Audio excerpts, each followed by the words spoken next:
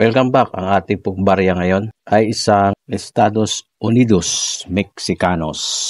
Marami kasing nali dito sa baryang ito. No? Yung iba akala nila pag ito ay kanilang nakuha, iniisip nila na malaki ang value.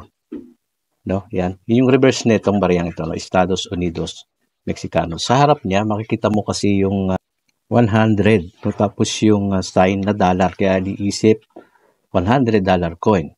No, pero ito po ay isang peso kasi Mexico no, barya po ito ng Mexico no, 100 pesos. Tapos isa pa sa nakakalito no, yung Estados Unidos no, Mexicanos. Hindi po yun United States. Ayan, kahit man ako dati nalito dito no. Inisip ko din na baka malaki ang value nito. Pero siyempre, para malalaman natin yung totoong halaga ng mga old coin tapos foreign coin pa ito. Tulad ng ating ginagawa, titingnan natin yan sa record ng numista dito sa Pilipinas. Palagi tayo pong mayroong basihan. No? Yung mga baguhan po dyan na nag-aaral. Kung gusto nyo malaman ng mga value ng mga hinahawakan yung mga old coins, silipin lang lagi sa Numista. Okay? Ngayon, titingnan na natin yung tamang halaga nito para masagot ang mga katanungan. Ayan, no? Nasa numista tayo, nakalagay dyan 100 pesos. Ayan, yung pictures na itong baryang ito. Kita natin, no? Tingnan natin mabuti. Ayan, Mexico. Ayan yung kanyang taon, yung kanyang composition, aluminum bronze pala ito. Siyempre, pag ganyan, non-magnetic yan. Mga ka-hunters, at nandyan na rin yung kanyang weight, diameter, thickness. Okay, andyan yung verse nakasulat. Basahin nyo na lang.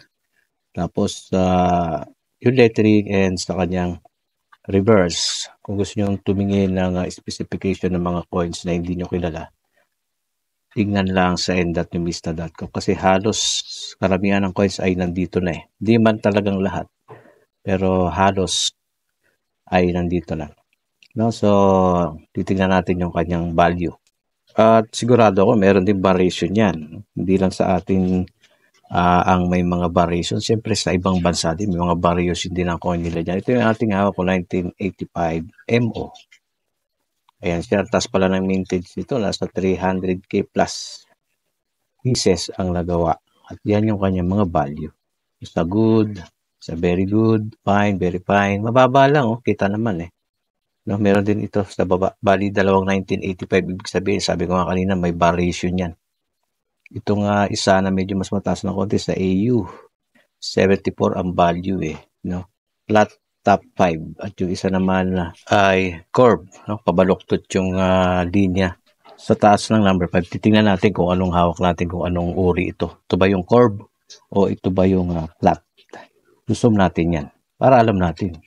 Kasi dapat ganun no? Kinikilala natin yung coin natin na tinatago. Tignan niyo yung number 5. Kaya sa nakikita ko mga bro, ay yung number 5 ay diretso lang Kita nyo yung sa number 5, yung linya sa ibabaw. No, yung 5 ay flat lang siya. No, hindi siya pa-curve Paiba naman pag pa-curve, kita naman agad yan. So ayan yung ating info ngayon. Mga countries, pa-share ng video, comment kayo. And follow and subscribe sa ating page at sa ating YouTube. Yung mga magiging mahilig mag-share ng ating video, magiging mga top fans sa ating Facebook page, malalaman ko yan.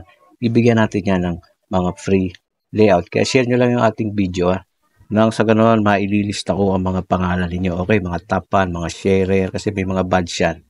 Kaya no problem, malalaman natin yan. Hanggang dito na lang. Out muna tayo. God bless mga bro. Okay, let's go.